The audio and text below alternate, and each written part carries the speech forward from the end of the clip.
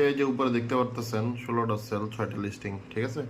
ওকে, আমি তো যেটা দেখাইতে চাইতেছি, আচ্ছা এটা আমি অল টাইম দেখাই দিই। অল টাইমে দেখেন আমার ভিউ, ভিজিট, 16টা অর্ডার, ইন টোটাল রেভিনিউ, ঠিক আছে। আমি নামটা দেখাচ্ছি না কারণ অনেক সমস্যা আছে, বুঝে নিই আপনারা।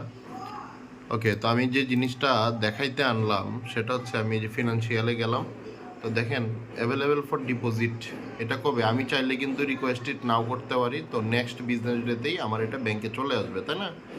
বলতেছে ওরা মূলত শিডিউল করে দিছে 25 মেতে, বাট আমি চাইলে আজকে যেহেতু 21 তারিখ, আমি 22 তারিখেও এটা নিয়ে আসতে পারবো, মানে এটা আমার ব্যাংকে ঢুকবে। আর একটা মজার বিষয় দেখাই, এই যে লাস্ট কত তারিখে আমার পেমেন্ট ঢুকছে, 18/5, মানে হচ্ছে আমি এটাতে ক্লিক করে দেখাই, এই যে ইটসি 1.78 জিবিপি 18 তারিখে, এবং আজকে কিন্তু আবার 21 তারিখ, তাই না, আজকে কিন্তু আবার 21 তারিখ।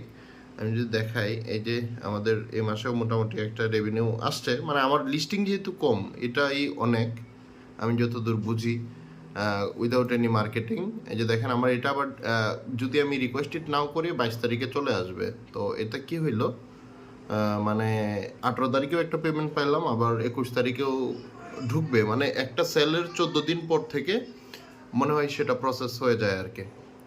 তো এটা খুবই ভালো।